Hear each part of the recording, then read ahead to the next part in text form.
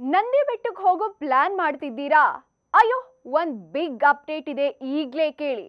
ಇನ್ನೊಂದು ತಿಂಗಳು ಆ ಪ್ಲಾನ್ನ ಪೋಸ್ಟ್ಪೋನ್ ಮಾಡೋದು ಒಳ್ಳೇದು. ಯಾಕಂದ್ರೆ ವೀಕೆಂಡ್ ಬಿಟ್ಟು ಇನ್ನೊಂದು ತಿಂಗಳು ನಂದಿ ಬೆಟ್ಟಕ್ಕೆ ಹೋಗೋ ರಸ್ತೆಯನ್ನ ಬಂದ್ ಮಾಡಲಾಗ್ತಿದೆ. ಹೌದು, ನಂದಿ ಬೆಟ್ಟದ ತಪ್ಪಲಿನಿಂದ ಬೆಟ್ಟದವರೆಗೂ ಸುಮಾರು 7.70 ಕಿಲೋಮೀಟರ್ ದೂರದ ರಸ್ತೆ ಕಾಮಗಾರಿ ನಡೀತಾ ಇದೆ.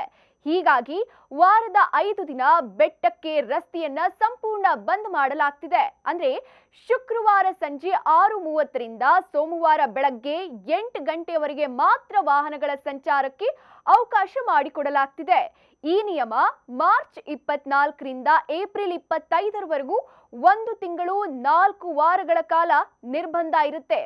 ಅಂಕುಡೊಂಕಿನ ಕಿರಿದಾದ ರಸ್ತೆ ಇರೋ ಕಾರಣ ಕಾಮಗಾರಿಗೆ ಪ್ರಾಬ್ಲಮ್ ಆಗಬಾರದು ಅಂತ ಈ ಡಿಸಿಷನ್ ಮಾಡಲಾಗಿದೆ. ಸೊ ನಂದಿ ಬೆಟ್ಟಕ್ಕೆ ಹೋಗೋ ಪ್ಲಾನ್ನ ನೋಡ್ಕೊಂಡು ಮಾಡೋದು ಒಳ್ಳೇದು.